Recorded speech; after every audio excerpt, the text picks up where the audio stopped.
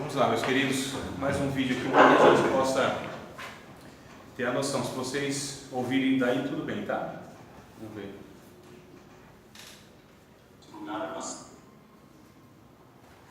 Bora lá. Eu estou aqui na Capadócia, nesse lugar Dá para visualizar, não? cavernas naturais que foram depois trabalhadas pelo ser humano e transformadas em habitação. Mas esse que eu estou especial tem uma história relacionada com o cristianismo. Justamente onde está a minha Bíblia aqui, era um púlpito. Isso mesmo, um púlpito. E esse lugar aqui, uma igreja. Mas que tipo de igreja seria feita dentro de uma caverna? Você vê que esse lugar onde ficava o Você vai achar um pouquinho assim, onde está aqui. É um reflexo, né? Várias explanações da palavra. Não muda muita coisa. Mas tá bom. Melhorou um pouquinho. Era onde a palavra de Deus era ensinada. Dá para ouvir? Nós estamos falando do quarto século depois de Cristo. Durante a perseguição de Diocleciano, muitos cristãos se refugiaram nessas cavernas aqui. Aqui você tem centenas e centenas de metros e metros de corredores e túneis, onde as pessoas ficavam refugiadas para não serem descobertas e mortas pelo exército dos romanos que ficavam lá fora. Eu tive uma oportunidade que me emocionou muito de fazer um pequeno grupo, culto aqui com o grupo que está conosco. Eles já foram à frente e eu fiquei para trás para mostrar esse lugar aqui para você. E também foi nesse período da perseguição de Diocleciano, nesse lugar, que se cumpriu a profecia da carta do Apocalipse escrita aos irmãos de Esmirna. Depois você pode ler na sua Bíblia, onde Deus fala para os cristãos: sejam fiéis até a morte, vocês terão promoção de 10 dias. Foi nesse período. Aqueles cristãos estavam sendo perseguidos aqui. Eu também li para eles o texto de Hebreus. Eu quero ler para você essa passagem, porque ela me chamou bastante atenção, com tudo a ver com a experiência daqueles cristãos nessa região aqui. Hebreus capítulo 11, versículos 37 em diante, que diz: muitos foram apedrejados, provados, cerrados pelo meio, mortos ao fio da espada, andaram como peregrinos, vestidos em peles de animais, de cabras, necessitados, afligidos, maltratados, homens dos quais o mundo não era digno, errantes pelos desertos, pelos montes, pelas cavernas, pelos antros da terra. Na época de Nero, já havia muitos cristãos se refugiando aqui na região da Capadócia. Na época dos apóstolos, isso mesmo. E depois disso, a perseguição se intensificou ainda mais. Esse lugar, portanto, tem um espírito de fidelidade a Deus, um espírito de firmeza, de fé no sentido exato da palavra. Aquele espírito que eu espero que você e eu tenhamos quando a provação chegar. Imagine que pessoas das quais nós nem sabemos o nome, um dia fizeram culto nesse lugar, mantendo a sua fidelidade, a sua firmeza a Cristo e a palavra que Ele nos deixou. E você teria coragem de hoje ser fiel a Deus, mesmo que isso custasse sua própria vida? Tem outra expedição dele nessas cavernas mesmo da Capadócia. Se eu achar aqui, se não for muito demorado, eu passo para vocês. Se não, em outra ocasião eu passo o link no grupo, né? Mas aqui, amado, a gente já percebe, aqui nessas cavernas, onde, como eu disse, 3 séculos os cristãos eles passaram refugiados, era em torno de 3.000, 9.000 cristãos viveram a vida toda, né? Nessas cavernas, porque eram perseguidos, porque eles de fato, se fossem pegos como cristãos, eles seriam mortos, torturados daquela forma que nós vimos lá no Coliseu. Então a gente percebe que a igreja, ela de fato, ela foi perseguida desde sempre. E aí o capítulo 2 que nós lemos de Atos dos Apóstolos, onde o Espírito Santo ele capacita os primeiros discípulos, né, aqueles quase 120 discípulos, os discípulos, eles foram levados por Deus a pregar o Evangelho. Eu acho que não vou achar aqui não, deixa eu deixar para depois, eu mando o link para vocês lá no grupo, tá bom? E aí depois vocês assistem. Então, queridos, nós percebemos aqui, capítulo 2, que nós já lemos, o Espírito Santo, ele capacitou todos esses irmãos e irmãs para que eles pudessem testemunhar, falar do Evangelho. O capítulo de número 3, vamos caminhar um pouquinho aqui em Atos dos Apóstolos. Pretendo, até o final da aula, dar um panorama geral, né, desse livro. Capítulo de número 2, então, a pregação de Pedro, as pessoas se arrependendo. Ele pregou sobre o que fizeram com Cristo. O capítulo 3, aliás, o capítulo 2 ainda, a gente vê como que a igreja vivia, a forma que a igreja vivia na comunhão, essa igreja que impactava os que estavam de fora pela forma que eles viviam, a maneira que eles viviam, né? Uns servindo aos outros. O capítulo 3, a gente percebe então que eles não deixaram da prática cultural de irem ao templo 3 vezes ao dia, porque eram judeus.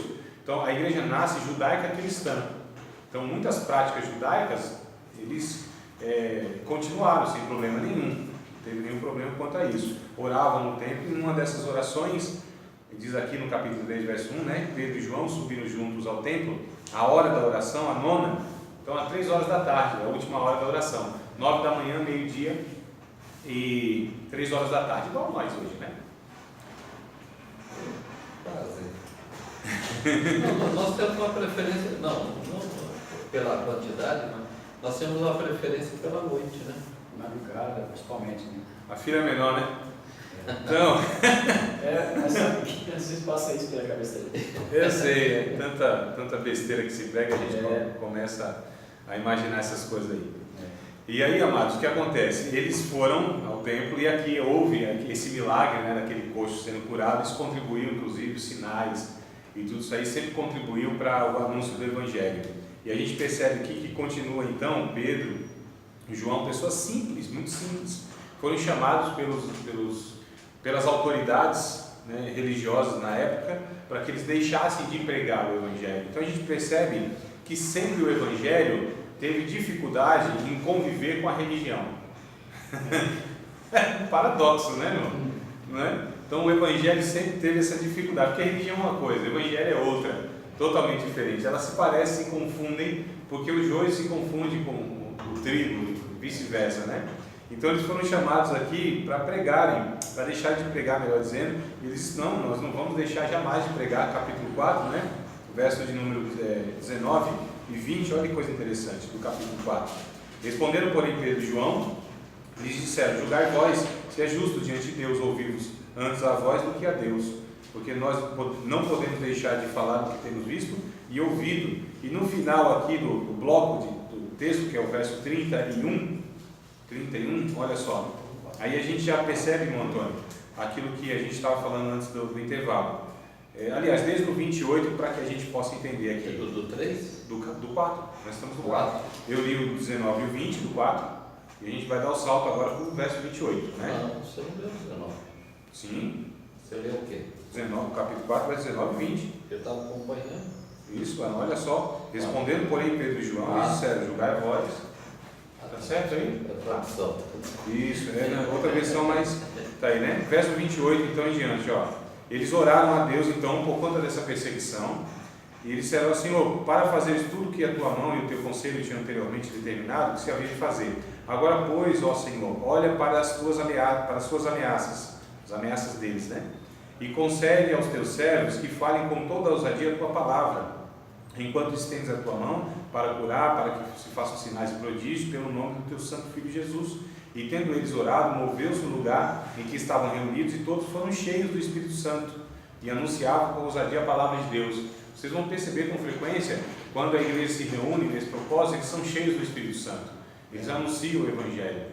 Os sinais acontecem e posteriormente conversões, né? Então a gente percebe que a toada da igreja, em Atos dos Apóstolos, em toda a história, é sempre seguida de oração, ação do Espírito Santo e, consequentemente, conversão e vida de santidade. Então são características da ação de Deus no meio do povo e através dos servos de Deus. Em toda a história é assim. Eu digo, na ação de Deus, aquilo que é saudável, aquilo que a igreja apresenta, o ideal, né? E aí a gente percebe então o capítulo 5, o final do capítulo 4 e o capítulo 5 já começa a igreja a ter problemas, porque até então os problemas eram externos, perseguição. Agora começa a ter problema interno, problemas de caráter, de conduta, desvio de caráter, onde um casal, por exemplo, vem e querem viver de uma forma hipócrita, querem fazer algo que não é fruto, não é resultado de um coração quebrantado, de generosidade, mas de querer viver com aparências. Então a igreja quer o Ananias e Safira, né? E vão lá contribuir financeiramente. Pedro disse, não, Se você vendesse a tua propriedade, ficando para ti, estava tudo certo. Você não precisava dar nada aqui. Se você vendesse a sua propriedade, pegasse o dinheiro, comprasse outra, desfrutasse, torrasse tudo na praia, não tem problema. Mas vocês fizeram isso e tentaram enganar quem? Os homens? Claro que não. É a Deus que vocês estão tentando enganar. Então olha que coisa séria. No nascedouro da igreja, por que Deus intervém de uma forma tão drástica, irmão?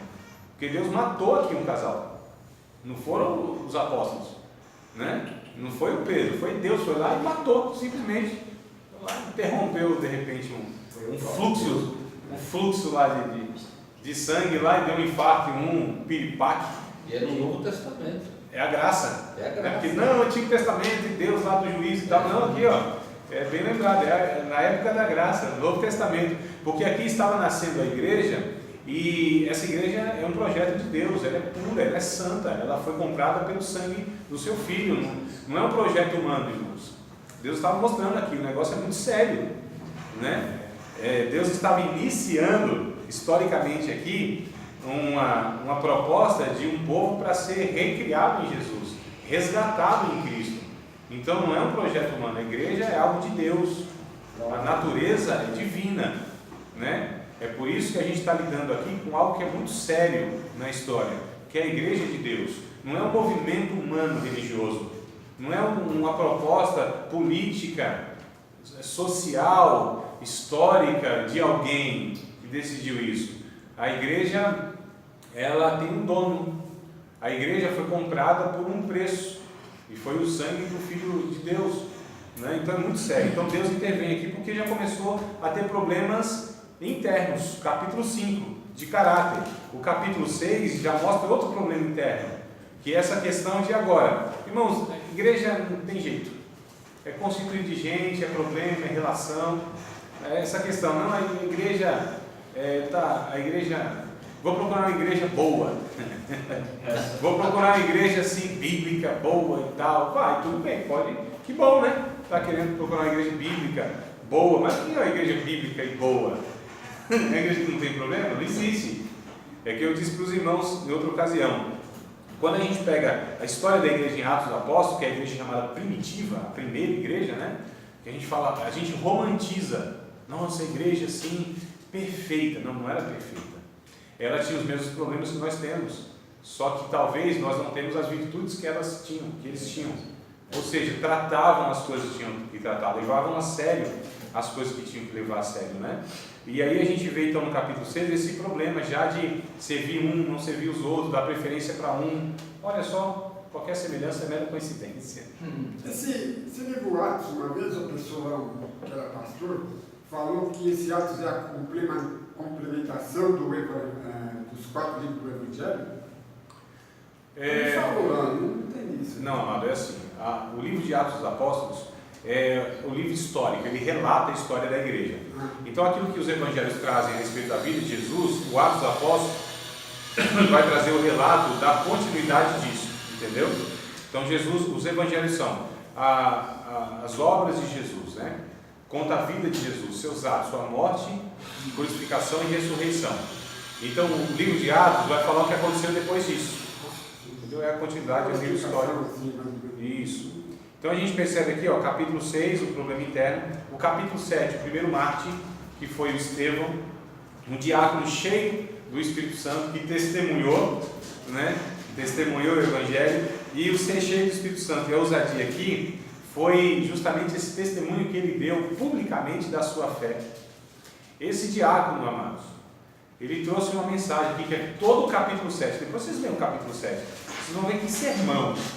Que conhecimento bíblico histórico impressionante. Eu estou pregando há 20 anos o Evangelho e nunca fiz um sermão desse. E olha só que as pessoas acham que o pastor é maior do que o diácono.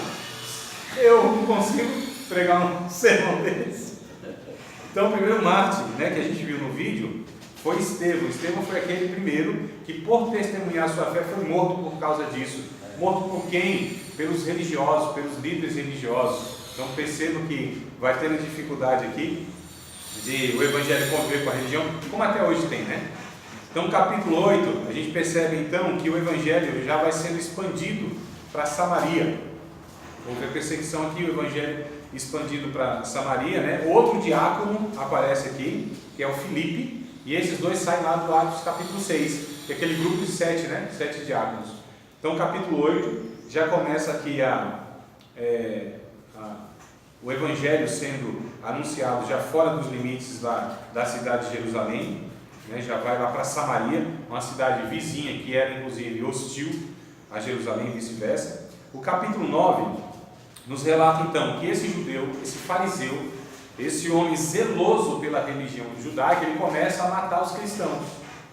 Ele inclusive, ele está consentindo na morte de Estevão, né? O Saulo, no caso, Saulo de Tarso, ele era jovem na época, então ele não tinha autorização para apedrejar o Estevão, porque na lei lá tinha que ter uma idade mínima para que a pessoa pudesse executar esse juízo aí. Mas ele consentiu, ele segurou inclusive o manto e as vestes dessas pessoas que foram executar Estevão, ele presenciou, ele consentiu nisso, ele mesmo vai falar sobre isso aí. Mas no capítulo 9 já aparece ele perseguindo, pegando carta de autorização para ir de cidade em cidade, perseguindo os cristãos, mandando matar homens, mulheres e crianças.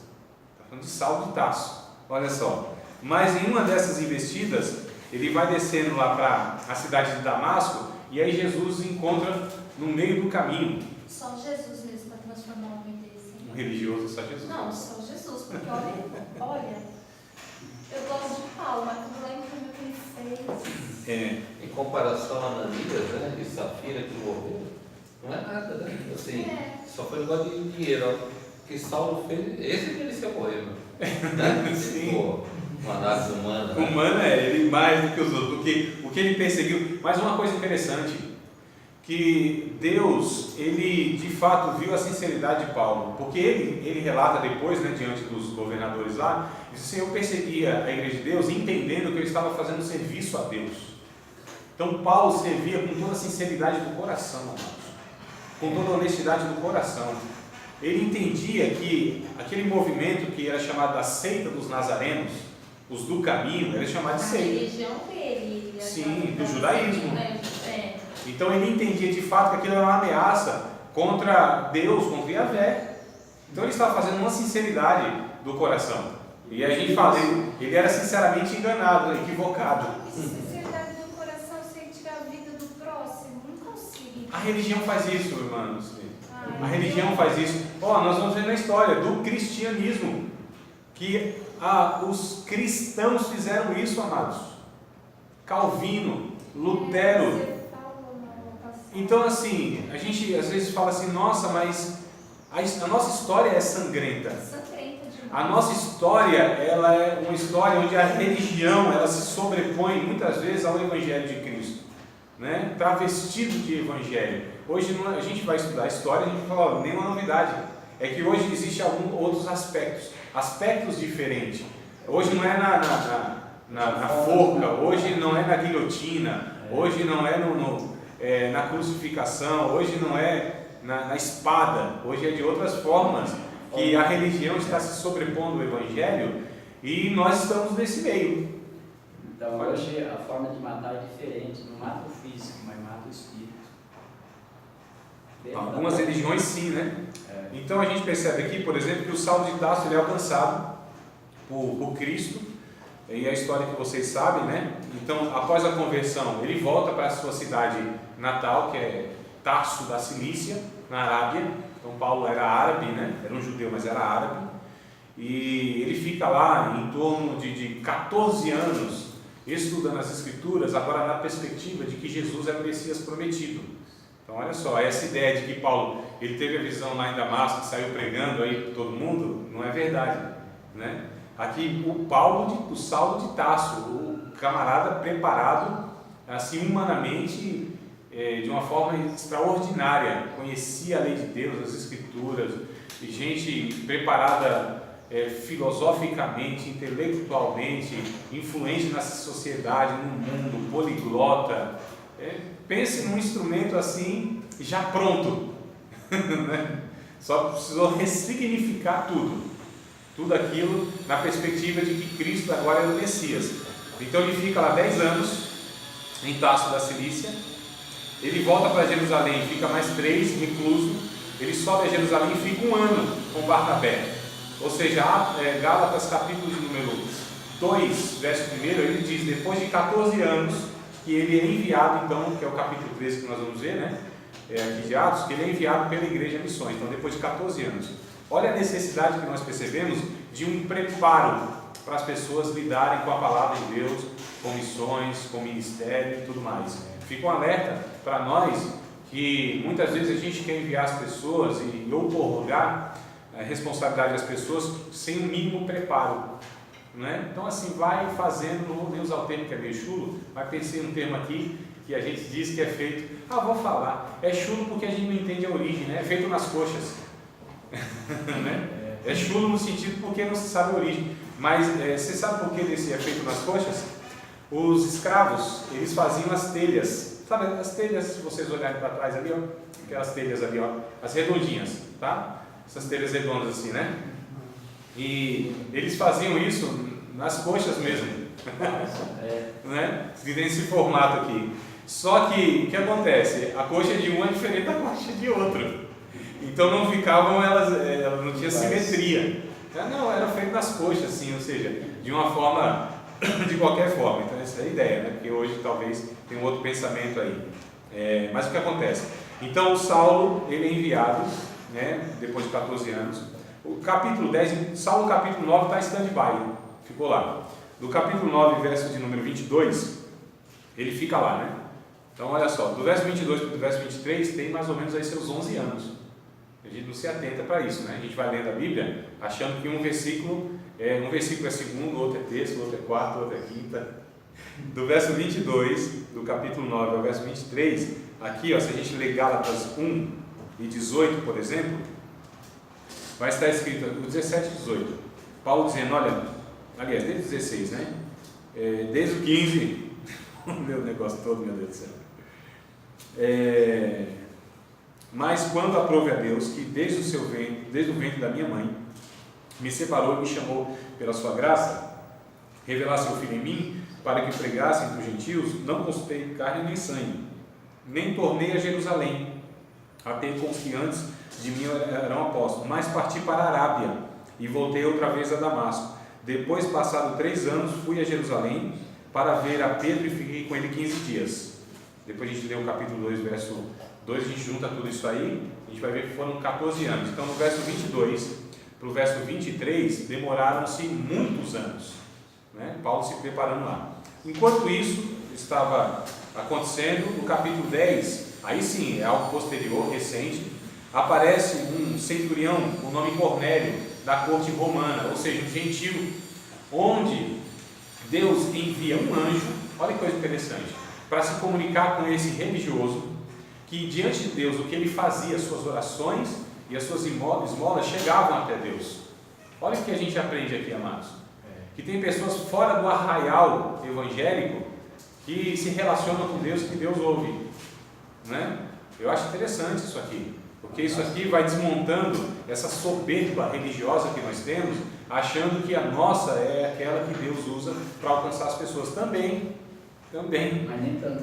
Não é, Deus não se limita a isso. Então Deus envia um anjo, esse camarada tem a visão de um anjo, olha, não era convertido, não conhecia o Evangelho, não sabia de fato quem era Cristo, mas Deus envia um anjo, ser celestial, e o comunica. Vai lá e chama Pedro, que ele vai te falar a respeito de uns assuntos aí. Então o anjo não prega Evangelho, né?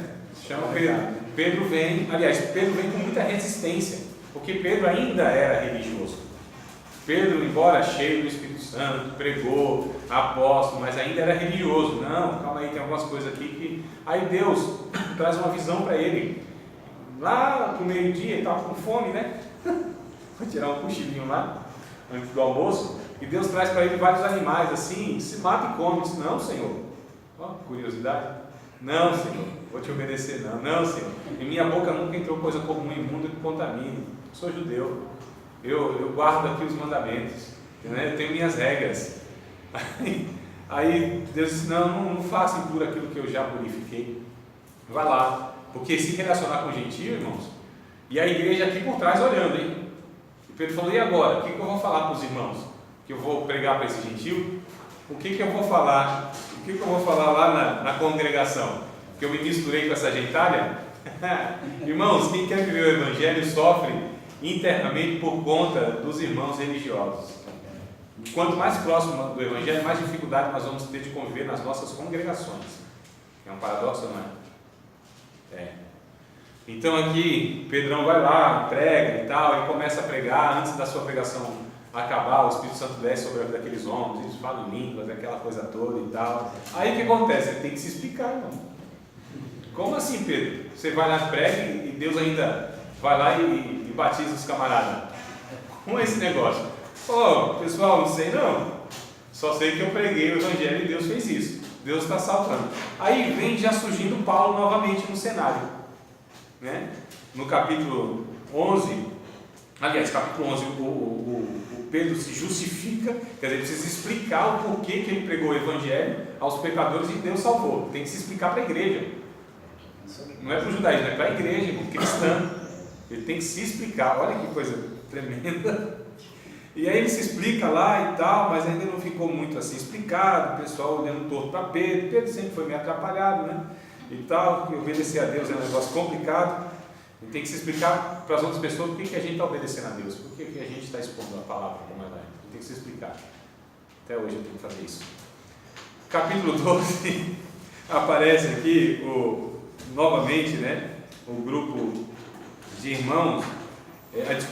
O capítulo 12 aparece aqui o outro mártir, que é o Tiago. O Tiago é preso e ele é morto aqui pelo governador da época, o Herodes lá, outro Herodes, né?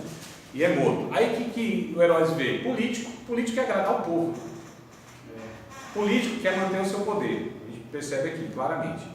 E aí ele falou, bom, já que agradou ao povo matar Tiago, o que eu faço? Mato Pedro. Vou matando. Matou Tiago e tal. Morreu aqui o apóstolo, né? O Tiago, filho de Alfeu, tem 3 Tiagos, né? Filho de Alfeu, filho de Zebedeu, e Tiago, irmão de Jesus, se converte depois da morte e ressurreição de Cristo, que é que escreve a carta de Tiago. Então esse é outro Tiago. Não é nem o Tiago, filho de Alfeu, nem o filho de Zebedeu, mas é o Tiago, irmão de Jesus, se converte depois, que os irmãos de Cristo não creram nele, né? E aí o Tiago é morto, Pedro vai preso, então Pedro está de boa, vai ser martirizado no outro dia, eu vou dormir, né? Vou morrer com sono? Vou dormir. Foi dormir. Nesse ínterim, vem um anjo na madrugada e acorda Pedro, e ele pensa que é um sonho. Diz, não, Pedro, levanta aí, é interessante, toca na larga, né? Dá uma cutucada na costela que é para Pedro despertar. Ele disse, levanta, Pedro, vamos embora. Ele vai passando, primeira guarda, segunda guarda, o portão vai se abrindo. Isso aqui é um sonho, mas quando ele se dá por si, não era realidade. E ele vai até a casa, então, da mãe de Marcos, o Marcos que escreve o Evangelho, sobrinho de Barnabé, que era a igreja onde o pessoal estava reunido em prol de Pedro lá, né? E aí, Pedro aparece lá, a menina que atende, olha para Pedro, fica tão entusiasmada, nem acredita, nem abre a porta, vai falar para o povo, Pedro está aí, Pedro está aí. Isso não, acho que é o anjo de Pedro, né? É que o anjo, na crença judaica, o anjo da guarda da pessoa tinha a fisionomia da pessoa. E aí aquela coisa toda e tal, e o povo se alegra porque Deus foi lá e livrou Pedro e tudo mais. E falando, mas como aconteceu isso? Bom, segue a carruagem, capítulo 13, aparece já Paulo, retoma agora a história de Paulo, junto com outros discípulos, doutores, apóstolos e profetas. Aqui Paulo é enviado por intermédio de uma ação do Espírito Santo por meio de profecia, através de alguém dizendo, separar Paulo e Barnabé para a obra que eu os tenho chamado. Paulo, inclusive, aparece com o seu nome Saulo, porque há uma falácia que quando no caminho de Damasco, o nome Saulo é mudado para Paulo. Isso não existe, tá? Não é correto. O nome de Saulo continuou sendo Saulo, porque Saulo tinha 2 nomes. Saulo, que é a origem hebraica, né? Saul, e Paulo, que era o Paulus, que era a sua identidade romana. Então, era comum as pessoas terem 2 nomes. Simão Pedro, Cefas também, João Marcos, o mesmo Tomé, Dídimo e Tadeu Lebeu. Então era comum ter 2 nomes. E aqui, inclusive, depois da conversão, capítulo 13, depois de muitos anos, num contexto judaico, Paulo usa o seu nome judaico, Saulo. Depois que ele parte para os gentios é que ele começa a usar o seu nome romano. Isso lhe favorece, inclusive, na pregação do Evangelho. Ele tinha cidadania romana, e isso favorecia de fato, né, a pregação do Evangelho. Então, só para corrigir esse equívoco aí, tá? Saulo, né? É a origem do nome de Saulo. É hebraico, né? Hebraico. É equivalente a Saul. Não Saul e Saulo, é a mesma coisa, mesmo nome. E Paulus é o nome dele por ter cidadania romana. Paulus, de origem latim, né? Então, mas só para corrigir esse equívoco aí, essa falácia, dentre outras mais que é. Pô, vai cair na prova isso aí. Pode ser, quem sabe? Se não cair, já vale a pena aprender, né? Então tá bom. Então vamos lá, Marcos. Capítulo 13, a gente percebe então, é onde ele começa a pregar o Paulo, ou Saulo, tanto faz, e ele vai já para as cidades, capítulo 14, né? Icônio, Listra, Derbe, ele volta para Antioquia, ele é já apedrejado, já é perseguido, então já começa uma perseguição ferrenha na vida de Paulo, e prega, aí ele volta para dar satisfação à igreja mãe, que era lá em Jerusalém, onde estavam os apóstolos. E aí gerou um problema muito grande aqui. O primeiro concílio da igreja é Atos capítulo 15, o primeiro concílio histórico da igreja, ou seja, a reunião para decidir a respeito de questões doutrinárias. Atos capítulo 15. Depois a gente vai ver que isso se deu na história em várias ocasiões para ir definindo o que hoje nós temos como doutrina cristã. Em uma matéria, Antônio, o senhor questionou, foi a eclesiologia, quando eu falei de ortodoxia, lembra? Mas aí cada um tem sua verdade. Então, mas a história da igreja foi construindo um corpo de doutrina que é tido como único para todos aqueles que se consideram cristãos protestantes. Então não há doutrina bíblica. A gente às vezes mistura a doutrina com comportamentos, costumes, formas litúrgicas e tal. Essas coisas são periféricas. A igreja, os concílios sempre foram ocasiões onde foram decidir doutrinas fundamentais, né, do cristianismo. E a gente vai ver que são una. Não tem possibilidade de terem outras doutrinas, é uma só. Mas o primeiro concílio é aqui, Atos capítulo 15. Qual foi a questão? A questão é, e agora? Porque muitos gentios têm se convertido, o que faz? Eles têm que se circuncidar, têm que guardar a lei dietética, ou seja, alguns alimentos podem, outros não podem, tem que guardar o sábado, e aí deu uma confusão, porque Paulo falava uma coisa, Barnabé outra, Bartolomeu outra, o outro discípulo, o apóstolo outro, então eles não chegaram a um consenso. Tiago, que parece ser o pastor líder dessa igreja, que traz uma palavra de sabedoria, e aí eles dizem, não, pareceu bem a nós e ao Espírito Santo não impor mais encargo nenhum aos gentios, então não precisa guardar a lei de Moisés. Então olha sempre o Evangelho tendo esse desafio de se distinguir da religião, sempre, até hoje, irmãos, né? E essa tendência nossa de querer impor às pessoas e achar que o Evangelho é um conjunto de regras de pode e não pode, de observância e não observância, de dias e dias, de coisas exteriores, aparências. A gente não trata muitas vezes aquilo que o Evangelho trata, que é caráter, que é o profundo, que é a raiz das coisas. A religião sempre vai tratar de coisas superficiais, daquilo que é aparência, valoriza demais isso, esquecendo do essencial. Quando a gente pega Jesus em Mateus, por exemplo, capítulo número 5, ele vai fazer esse contraste entre religião e evangelho. Ele pega a religião e diz assim, olha, os antigos que disseram, não matarás, né? Eu, porém, vos digo, aquele que no seu coração tiver ódio já é passível do fogo do inferno, porque é homicida. Os antigos dizem, aquele que adulterar tem que ser apedrejado e tal. Eu, porém, vos digo que no coração, quem olhar para uma mulher, que não é sua, e desejar em seu coração, já é adúltero. O que Jesus está indo? Na raiz. Porque a religião só pode tratar do leite derramado, das aparências, das superficialidades. É por isso que religião, irmãos, que infelizmente ainda é um aspecto muito forte que nós temos nos nossos movimentos, né, chamados ditos evangélicos, não transforma, né? Peca muito em tratar sempre as aparências, e nas aparências a gente consegue burlar as leis aí de Deus, a gente consegue mostrar aquilo que nós não somos. A religião faz isso. A religião reforma, a religião informa. Só o Evangelho transforma. E a transformação é no interior da natureza do ser humano. Mas a gente corre a gente tem esse desafio até hoje. Isso estava aqui em Atos capítulo 15, né? E o perigo, se eles não resolvessem isso, se eles não se reunissem, e aí fica uma dica para nós precisamos nos reunir de quando em quando, as nossas igrejas, para rever aquilo que a gente está pregando, ensinando, praticando, porque a gente vai no automático, né, irmãos? A gente vai se perdendo sem perceber. É muito sutil esse engano. É uma linha tênue entre evangelho e religião. É um desafio que a gente vive. E nós deveríamos nos reunir com mais frequência, em oração, conselho doutrinário. Nós deveríamos ter em nossas igrejas, de quando em quando, para a gente rever mensagens, pregações, né, o que está sendo exposto, ensinado, e recorrer sempre à Bíblia para saber se de fato nós estamos deixando a Bíblia ou estamos vivendo uma tradição religiosa denominacional em detrimento das Escrituras Sagradas.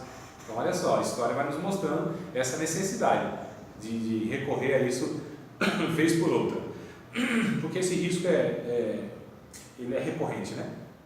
Então aqui é decidido isso, não põe mais em carro nenhum, se abstém da prostituição, dos livros da carta sufocada e vamos embora, toca o barco.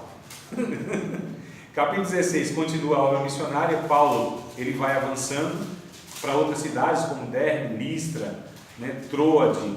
Ele vai entrando então no Império Romano. Aqui é a segunda viagem missionária de Paulo.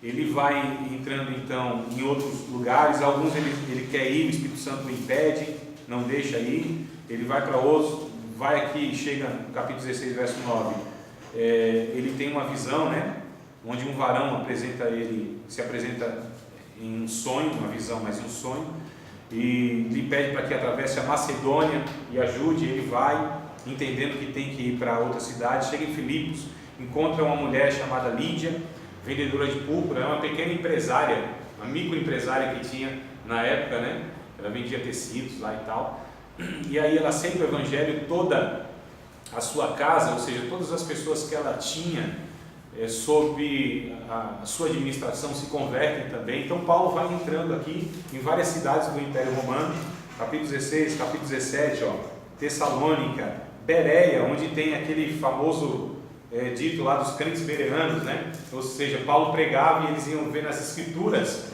se o que Paulo pregava de fato tinha coerência com as escrituras, e é chamado esses crentes prudentes. Aqueles, enquanto o professor ensina, eles vão conferir na Bíblia, enquanto o pregador prega, eles vão ver se tem coerência bíblica. Olha que coisa interessante. Então são os crentes bereanos. Paulo prega aqui a partir do verso 15, lá nos locais onde se reuniam os filósofos, chamados areópagos, né? Os locais onde eram discutidas as filosofias. Paulo entra lá, prega o Evangelho. Capítulo de número 18, ele prega em Éfeso, volta para Jerusalém, encontra inclusive o Apolo depois, né? Vai na cidade de Corinto. Aqui vão surgindo as cartas, carta de Éfeso, carta aos Coríntios, né? Capítulo 19, a terceira viagem missionária dele. Então ele vai a viagem missionária e volta a Jerusalém, dá conta, vai para outra viagem, volta a Jerusalém, dá conta. E aí capítulo 20, onde surge a primeira carta aos Romanos, já começa aqui indo para o final da história de Paulo e do livro de Atos consequentemente, né? Então o capítulo 20 aqui, verso de número 3, ele está lá, veio à Grécia, passa 3 meses ali, sendo pelos judeus postas ciladas, né? Como tivesse navegar para a Síria, determinou voltar para a Macedônia. Aqui nasce a carta aos Romanos então, tá bom? Depois irei dar uma passada em Éfeso. Aí capítulo 21 em diante começa essa empreitada de Paulo por toda a Europa, por todo o mundo romano, até chegar naquela história que ele vai à ilha de Malta. Ele é julgado, ele tem que descer por um cesto lá, porque os judeus fizeram jejum, rasparam a cabeça e fizeram jejum. Enquanto a gente, esse Paulo não for morto, a gente está jejuando até hoje. Seu jejum ao contrário? É o jejum que uns crentes fazem aí, né? Tem uns crentes fazendo para matar os outros. É oração de feiticeiro, né, irmão? E muitos cristãos chegaram ao absurdo que e fazem.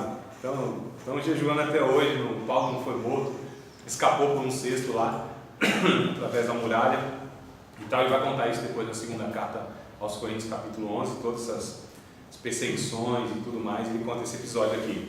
Então, Paulo vai diante do tribunal, ele é julgado lá, ele apela para César, porque ele é cidadão romano, não pode ser julgado com aquelas condições, e aí é onde ele vai para Roma, pega o barco lá afunda. E nisso tudo é interessante que Deus vai agindo assim na vida de Paulo de uma forma extraordinária, é um negócio fantástico, né?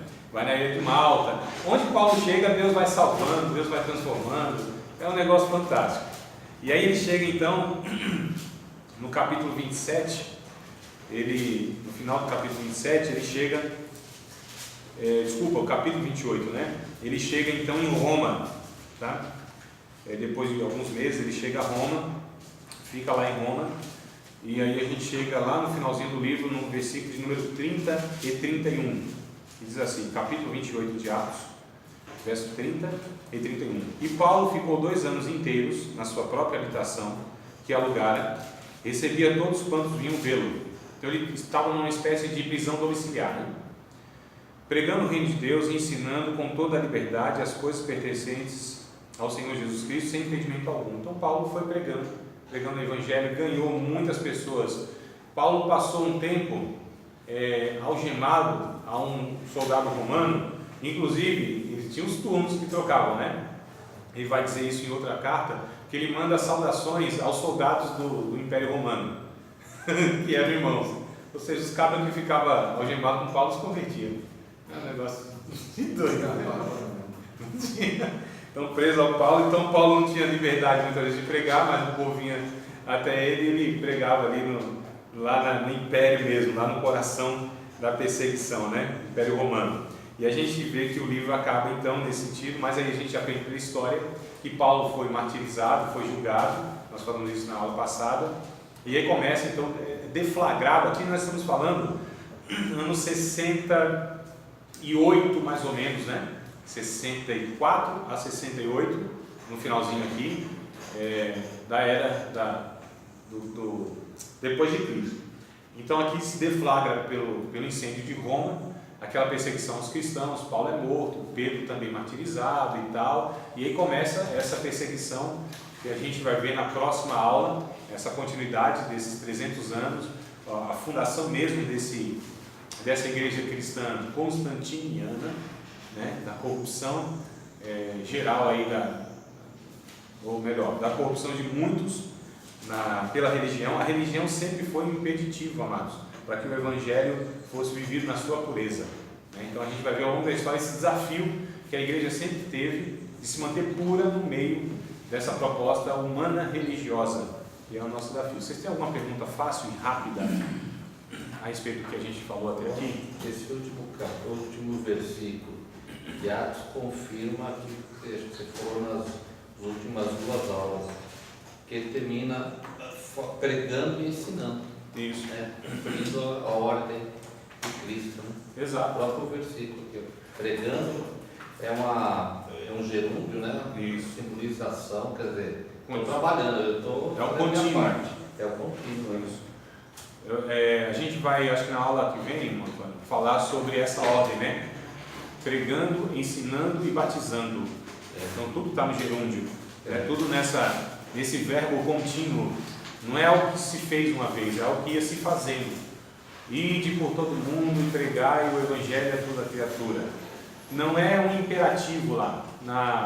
No original, na língua grega, a tradução melhor seria enquanto vocês forem. Olha, enquanto vocês forem, não é ide, não é vão. A ordem de Jesus não é vão, é enquanto vocês forem. Porque é natural do discípulo de Jesus caminhar e ir. E enquanto for, então, pregue a toda criatura, né? Então, as traduções elas pecam em extrair o sentido do original. Então, não é nenhum imperativo, porque é natural de um discípulo de Cristo ir pregar, caminhar, é peregrinação. Nós estamos caminhando para a eternidade. Enquanto a gente está caminhando, enquanto a gente está indo, então a gente vai testemunhando, pregando e tal. É natural do discípulo de Cristo compartilhar o Evangelho. É natural. Olha que coisa interessante. Então nós percebemos hoje que nós pecamos pela omissão, pela negligência de uma comissão que nos foi dada, né? Então, ó, vocês estão indo, é natural que vocês façam isso. E aí é o que a gente vai discutir aqui, uma aula ou outra, ou vez por outra a gente vai discutir essa questão de que por que a gente tem toda essa história nos alertando, nos advertindo e a gente não consegue, amados, né? Hoje está melhorando, porque a história deveria nos favorecer. A gente tem uma responsabilidade e a gente tem um peso de responsabilidade muito maior do que o judeu lá no Antigo Testamento. Nós temos toda a Escritura a nosso favor, nós temos o Novo Testamento em nosso favor, nós temos vários outros exemplos em nosso favor, nós temos a história em nosso favor. Tudo isso vai pesando para nós como um peso de responsabilidade, porque a gente fala assim, tanta gente ruim esses judeus, né? E Deus fazia milagre, não sei o que, e aparecia e se idolatrava, se prostituía e desviava. Irmãos, e nós? Nós não somos piores do que eles, porque nós temos a habitação do Espírito Santo, eles não tinham como nós temos. Nós temos os testemunhos dos apóstolos e dos profetas que eles não tinham. Nós temos já o sangue de Cristo derramado e a história em nosso favor, que eles não tinham tudo isso. Quem é pior nessa história? Nós somos piores, eu acredito que somos, por tudo isso que nos favorece, né? Tá bom, amados? Então, bora lá. Com esse